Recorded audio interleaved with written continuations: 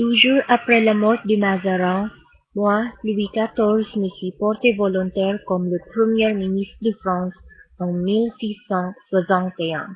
J'avais 22 ans seulement. J'étais de taille moyenne, mais j'avais l'air de noblesse et de majesté que je faisais paraître le maître du monde. Mon intelligence était ordinaire, mais j'avais un solide bon sens. Aussi, j'étais courageux et ferme.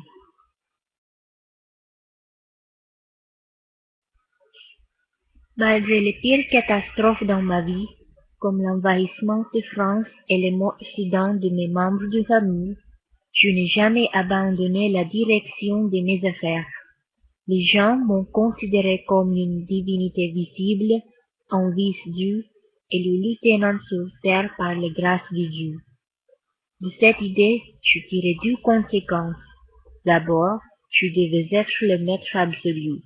En second lieu, je ne devais user de son omnipotence que pour tout rapporter au bien de l'État. J'exerçais mon métier avec une conscience scrupuleuse et une rare application.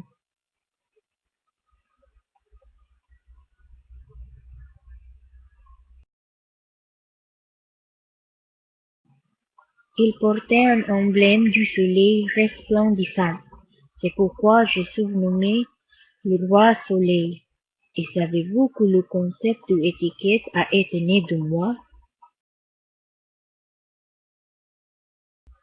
Le corps auparavant était déjà brillant, mais elle avait une étonnante extension sous mon règne.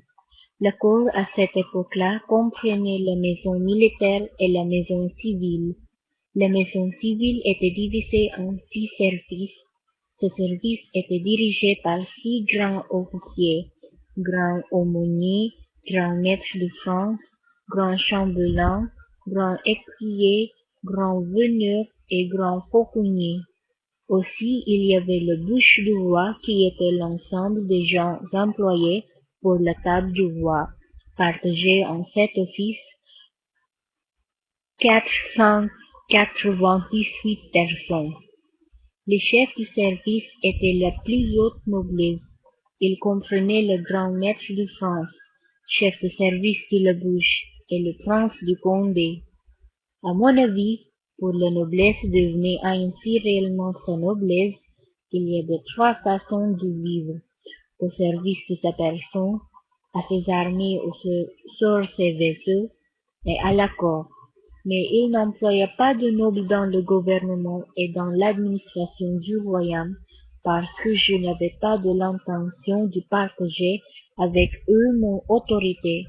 Alors, je gouvernais et administrais avec des bourgeois. Les principaux offices de mon gouvernement étaient ceux du chancelier, qui était le chef de la justice et en même temps le président de tous les conseils quand j'étais absent, du contrôleur général des finances et les 4 secrétaires d'État appellent secrétaire de la maison du roi, secrétaire des affaires étrangères, secrétaire de la guerre et secrétaire de la marine. Dans mon gouvernement, il y avait conseil aussi.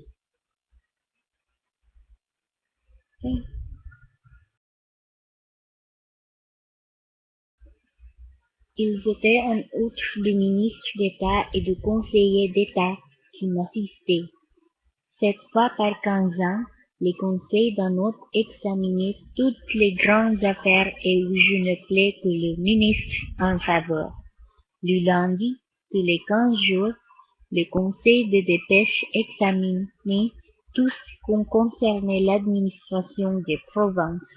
2 fois par semaine, le mardi et le samedi, il y avait le conseil des finances et enfin quotidiennement conseil des partis sortait du tribunal suprême en matière civile et en matière administrative. Les gouverneurs et les intendants étaient mes agents dans les provinces et aussi ils étaient choisis dans le plus haute noblesse. Leur titre était presque purement honorifique. La réalité des pouvoirs était aux mains de l'intendant, place à la tête de la généralité. qui était une division administrative plus petite que la province. L'intendant était comme le roi présent en la province. Le principal artisan de la disgrâce de Fouquet était Jean-Baptiste Colbert. Il avait 42 ans et il était le fils d'un marchand drapier. Il avait aussi su devenir en peu de temps l'homme de confiance de moi, et alors il a réussi parce que, après la disgrâce de Fouquet, je le nomme le contrôleur général des finances. Plus tard, il a reçu les charges de surintendant des bâtiments, secrétaire d'État de la Maison du Roi et de la Marine. Colbert aimait le travail avec passion et il voulait que tout le monde travaillait dans le royaume.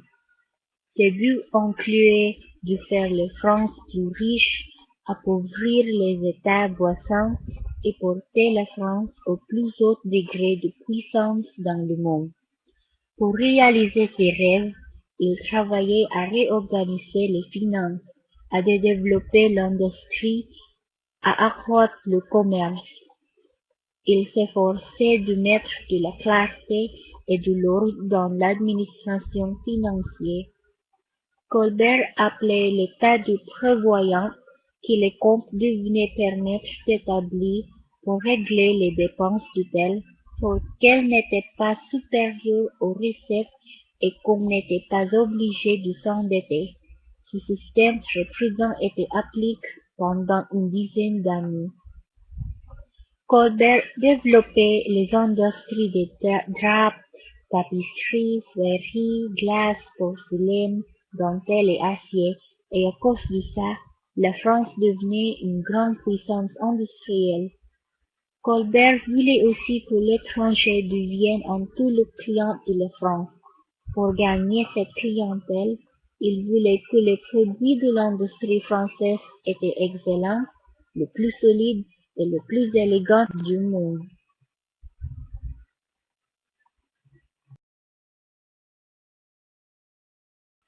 Grâce à Colbert, il y avait un grand essor au commerce à la mer. Ce commerce était le plus important pour lui. Il a amélioré les voies de communication, réparé les routes et développé les voies navigables qui permettaient le transport des marchandises à moindre frais. Aussi, il faisait achever le canal d'Orléans commencé par Henri IV. Il était le premier homme d'État français qui comprenait toute l'importance de la colonisation. Il signalait à occuper les étapes principales sur les principales routes du globe comme Sainte-Hélène, le Cap, l'île Maurice, Ceylan, Singapour et Aden. Pour protéger la flotte du commerce, assurer les relations avec les colonies, il fallait organiser une flotte de guerre. Pendant les 28 premières années de mon règne, l'activité et l'énergie de Colbert assuraient la France la suprématie sur mer. Il publiait une série d'ordonnances comme l'ordonnance civile, l'ordonnance criminelle et l'ordonnance du commerce, l'ordonnance de la marine et l'ordonnance des colonies. Ils enterraient aux lettres, aux sciences et aux arts. Donc, il faisait fonder l'Académie d'inscription, l'Académie des sciences et l'Académie de musique. Il fondait le journal des savants. En effet, il n'était pas de grandes institutions scientifiques, littéraires, artistiques où l'on ne trouve trace de l'action de Colbert. Il était mon gloire.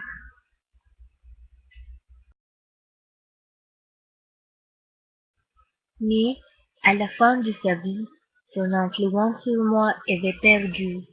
Il était épuisé du travail et attristé par le désordre grandissant des finances et par la faveur croissante de le roi. Alors, il est mort désespéré.